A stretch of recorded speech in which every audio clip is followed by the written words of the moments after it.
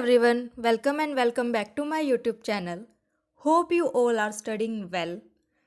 आज की वीडियो में हम डिस्कस करेंगे structure of universe of knowledge के हैंड रिटन नोट्स को। जो भी बच्चे आरआरबी लाइब्रेरियन या किसी भी दूसरे लाइब्रेरियन एग्ज़ाम की प्रिपरेशन कर रहे हैं, ये वीडियो उन सभी के लिए काफ़ी हेल्पफुल होने वाली है। ये वीडियो आप सबके डिमांड पर ही बनाई गई है। आप सभी का बहुत शुक्रिया मेरी आरआरबी लाइब्रेरियन स्ट्रेटेजी वाली वीडियो को इतना प्यार देने के लिए। तो चलिए शुरू करते हैं आज की वीडियो। देखिए, मैंने अपने नोट्स इंग्लिश में बनाए हुए हैं, लेकिन मैं ऐसा करती हूँ कि साथ साथ हिंदी में भी ट्रांसलेट कर देती हूँ, ताकि जो बच्चे हिंदी मीडियम के स्टूडेंट्स हैं वो भी अपने नोट्स बना सके। So let's start the video. Structure of universe of knowledge, ज्ञान जगत की संरचना। As there is an increase in the universe of ideas, there is also an increase in the universe of subject. That is, the universe of knowledge and the universe of subject are same. When the universe of knowledge is divided into components having similar ideas, that is called the universe of subject. देखिए, जैसे जैसे विचार जगत में वृद्धि होती है, विषय जगत में भी वृद्धि होती है, अर्थात ज्ञान जगत और विषय जगत एक ही है। जब ज्ञान जगत को समान विचारों वाले अवयवों में विभाजित करते हैं तो इसे विषय जगत कहते हैं।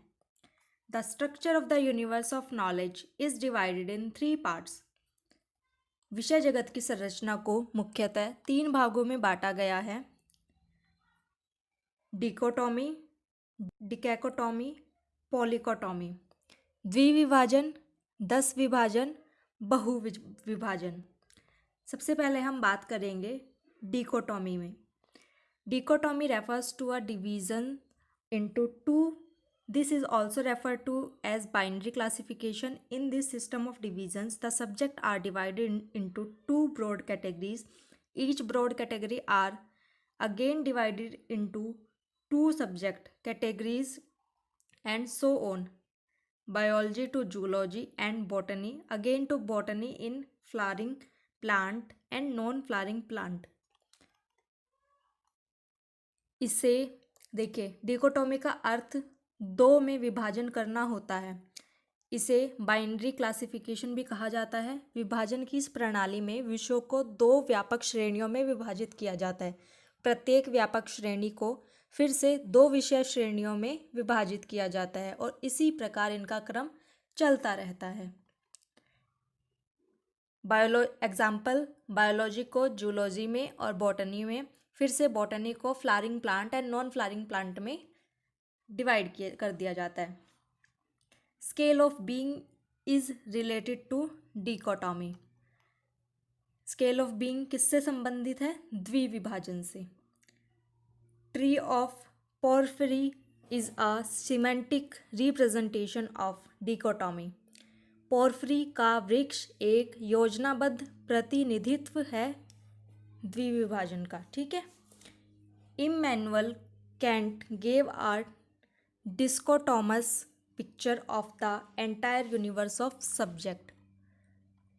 देखिए, इमैनुअल कैंट ने विश्व के संपूर्ण ब्रह्मांड की एक द्विविभाजित तस्वीर दी है। नेक्स्ट हम सेकंड बात करते हैं डिकैकोटोमी के बारे में। Decachotomy refers to a division into 10. DDC is the best example of this kind of division. Decachotomy का अर्थ 10 में विभाजन करना होता है। डीडीसी इस तरह के विभाजन का सबसे अच्छा उदाहरण है। Melville Davy was the propounder of डिकैकोटोमी। Melville Davy 10 विभाजन के प्रतिपादक थे। Example DDC and UDC.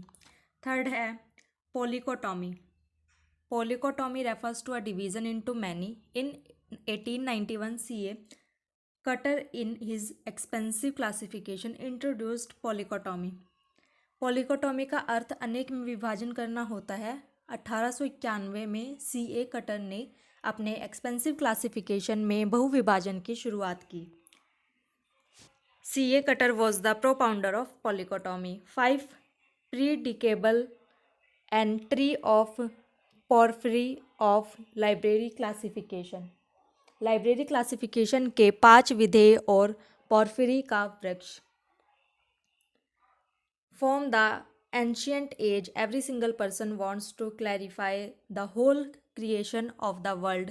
They tried to clarify similar things together, but was not so easy to solve this problem. The greatest philosopher like Plato, Aristotle, and Porphyry came. So therefore arise five predicable and tree of Porphyry of library classification. It plays an important role in classification. देखिए, प्राचीन काल से हर एक व्यक्ति दुनिया की पूरी रचना को स्पष्ट करना चाहता था। उन्होंने एक साथ समान चीज़ों को स्पष्ट करने की कोशिश की, लेकिन इस समस्या को हल करना इतना आसान नहीं था। प्लेटो, अरस्तु और पोर्फिरी जैसे महानतम दार्शनिक आए, इसलिए लाइब्रेरी क्लासिफिकेशन के 5 विधेय और ट्री ऑफ पोर्फिरी का उदय हुआ।